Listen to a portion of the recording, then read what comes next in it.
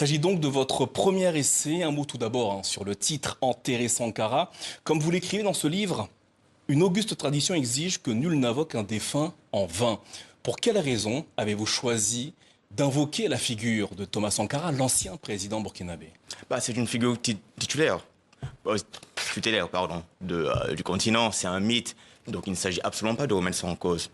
En revanche, il faut faire la différence et la part des choses entre la personne morale de Sankara et l'exercice du pouvoir dans le domaine économique tel qu'il a été durant les années au pouvoir de Thomas Sankara et tel qu'il a été compris par la suite et tel qu'il a essaimé aujourd'hui dans la pensée et les réflexions qu'on mène sur les économies africaines. C'est vraiment ça, en fait, je pense. Est-il toujours aussi présent au sein des réflexions autour des économies africaines? Absolument, absolument. Pas directement Sankara, mais au moins des thèmes qui ont été posés par Sankara aujourd'hui continuent d'influencer des intellectuels africains, la population au sein du continent, dans la diaspora, et même parfois des intellectuels africains qui devraient savoir un peu mieux de quoi ils parlent que de laisser certains éléments de ces idéologies à rester. On va essayer d'aller en profondeur. Thomas Sankara demeure, vous le dites, dans la mémoire des économistes et même des Africains en général, comme étant un grand leader qui avait des idées économiques audacieuses. Mais pour vous, c'est plutôt d'un héritage complexe et dans l'ensemble négatif. C'est ce que vous écrivez, page 40. Expliquez-nous quelle est la négativité de l'héritage économique de Thomas Sankara. Il y a plusieurs éléments. Il y a le principal, je pense, c'est que Thomas Sankara a laissé entrer dans l'imaginaire économique, la réflexion sur les économies africaines, l'idée que le chemin révolutionnaire était la voie à suivre. Peu importe les réalités économiques. Peu importe les blocages économiques, peu importe les obstacles que les autres acteurs de l'économie ou les acteurs externes au pays qui ont une influence dans cet état-là pouvaient avoir, que la voie révolutionnaire était celle à suivre. Ça, c'était un chemin qui ne mène qu'à une impasse. Mais un deuxième élément qui est beaucoup plus important, qui est aussi important, à mon avis, c'est le fait de ne pas prendre en compte une question qui est majeure pour les économies, que elles soient africaines ou externes, c'est la question de la productivité des travailleurs, qui demande une attention minutieuse aux détails, une attention. Alors, c'est un point, justement, je vous arrête parce que c'est un point sur lequel j'aimerais revenir avec vous un peu plus en longueur. Mais à travers cet ouvrage, vous ne parlez pas uniquement de Thomas Sankara, vous abordez plusieurs thèmes économiques, même politiques, avec le franc CFA. Néanmoins, à travers cet ouvrage, vous avez donc pour ambition de montrer une nouvelle vision plus réaliste des économies africaines. On ne compte plus les livres consacrés au sujet. Est-ce à dire que certains d'entre eux seraient en dehors des réalités économiques africaines? En dehors des réalités économiques africaines, en dehors des réalités tout court, parfois. C'est certains, ces ouvrages-là qui m'ont heurté, qui m'ont choqué. Et la raison pour laquelle j'ai décidé d'écrire l'ouvrage, c'est pas tellement. Il y a déjà cet élément-là. Je pense qu'on donne de mauvaises idées sur l'état des économies africaines, sur l'état des possibilités des économies africaines. Mais je pense aussi que ça intervient dans un domaine, dans un contexte qui est tellement grave. Parce que les chemins de croissance qui ont été suivis par l'Europe, jadis, et par l'Asie, ne sont plus vraiment possibles aujourd'hui. C'est des chemins sur lesquels sont certains pays africains, selon vous? Oui, enfin, dans le contexte global, les chemins de croissance qui étaient très énergivores, indifférents à l'environnement, qui ne respectaient pas du tout les droits des travailleurs, ces voies de croissance-là qui ont été utilisées ailleurs, dans d'autres périodes, ne sont plus possibles aujourd'hui pour les États africains. Donc il faut davantage de créativité, davantage de pragmatisme. Et donc dans ce contexte très spécifique, très dangereux, qu'on continue à raconter des histoires, qu'on continue à mettre en avant des modèles qui ne marchent pas, à mon avis, la conflagration de ces deux réalités-là est très dangereuse. Alors, vous nous dites que ces chemins, ces modèles économiques ne sont plus possibles pour les pays africains. Pour quelle raison? Qu'est-ce qui bloque? Qu'est-ce qui fait obstacle aujourd'hui? Ce qui fait obstacle, c'est qu'on a besoin de financement. Et les financements ne viendront pas si ces règles ne sont pas respectées. En termes des objectifs de développement durable, en termes de finances durables, tout simplement, en termes de droits des travailleurs. Parce que pour bénéficier, par exemple, des règles de l'AGOA pour exporter certains produits aux États-Unis, les règles en matière de droits des travailleurs doivent être respectées. C'est une bonne chose, c'est un progrès. Mais ça signifie que le chemin pour les économies africaines sera beaucoup plus difficile que cela n'a été pour la Chine ou le Vietnam ou d'autres pays asiatiques. Alors, il y a un aspect dans votre livre, chapitre 1, Faire l'économie, qui va sans doute faire polémique, car vous n'épargnez pas un certain des économistes africains qu'on reçoit souvent sur le plateau du Journal Afrique. Par exemple, le Camerounais Célestin Monga ou encore le Togolais Kako Nobokpo. De quelle manière participe-t-il à ce que vous définissez comme le saut dans l'absurde? Il y a deux voies. Déjà, le premier élément, c'est que je constate une différence entre les travaux savants et certaines productions pour le grand public. Je pense que dans les productions pour le grand public, il y a des propositions qui sont mises en avant, des livres qui sont dans les livres, des propositions qui sont mises en avant qui me semblent impossible. Lorsqu'on dit, par exemple, je ne vais pas citer chacun, je n'ai pas toutes les références exactes et je ne veux pas attribuer ce que Jean-Paul a dit à Jean-Pierre, mais lorsqu'on propose, par exemple, qu'il faut inventer une nouvelle façon de penser le développement, de penser l'humain, de penser l'économie, etc., je veux bien qu'on le fasse.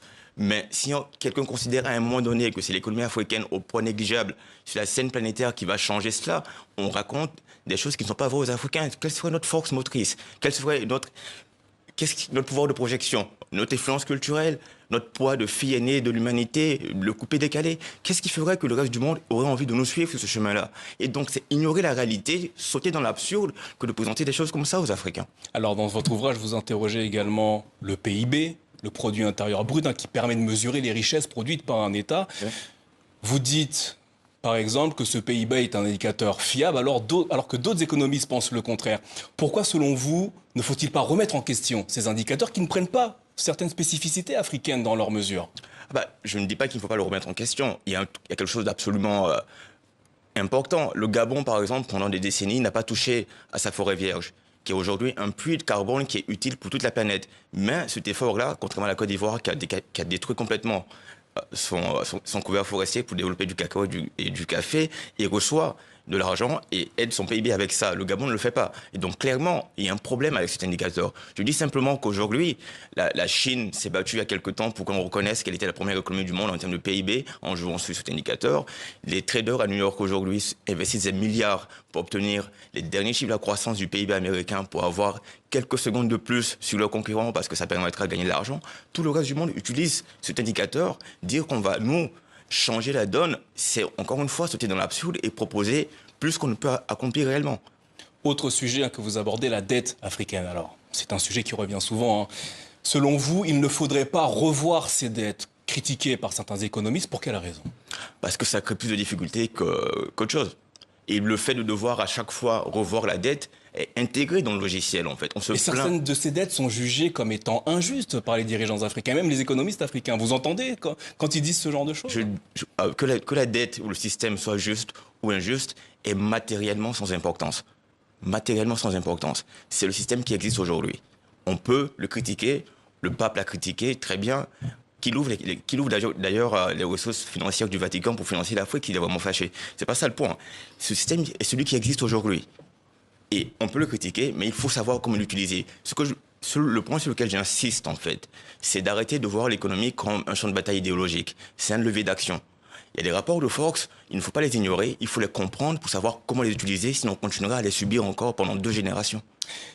La première loi de la pauvreté est l'économiste. Une phrase qui revient souvent dans votre ouvrage. Ni la moralisation du capitalisme, ni la redéfinition du progrès, ni les tribulations de l'impérialisme sont l'affaire des Africains. Seul compte la hausse rapide et continue de la productivité des travailleurs. Justement, alors ça, c'est quelque chose, quand on l'entend, quand on dit qu'il peut faire bondir. Pour vous, la productivité serait donc l'alpha et l'oméga du développement pour les Africains? Peut-être entièrement possible aujourd'hui qu'un ingénieur norvégien soit plus malheureux dans sa vie qu'un garagiste guinéen. C'est entièrement possible. Peut-être qu'il est plus malheureux en amour, peut-être qu'il a des problèmes de famille, peu importe. C'est possible. Dans la réalité, lorsqu'on reste dans le domaine spécifique de l'économie, l'ingénieur norvégien produit davantage de richesses et de valeur ajoutée que ne le fait le garagiste guinéen. On peut rester dans ce domaine-là et se dire nos valeurs africaines, la famille, le respect des anciens, c'est très bien, c'est formidable. Mais dans le domaine strict de l'économie, ce qui compte, c'est d'aider le garagiste guinéen à réparer davantage de voitures, acquérir un meilleur équipement, gagner davantage de ressources, aider davantage sa famille et avancer. Ça être plus productif. Être plus productif. Dans le domaine strictement économique, il faut penser, je pense, il faut rester dans ce pragmatisme-là. Ça n'exclut pas le reste.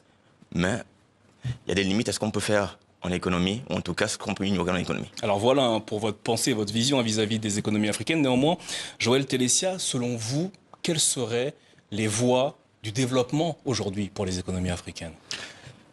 Je ne serais pas aussi présomptueux que de dire voici la voie à suivre. C'est une des difficultés d'ailleurs, une des choses que je reproche à d'autres penseurs et à d'autres leaders parfois africains. En revanche, ce sur quoi je peux insister, c'est qu'il y a une différence entre les économies où on prend l'économie, les pays où on prend l'économie au sérieux et ceux où on considère que c'est une variable d'ajustement qui peut obéir aux injonctions.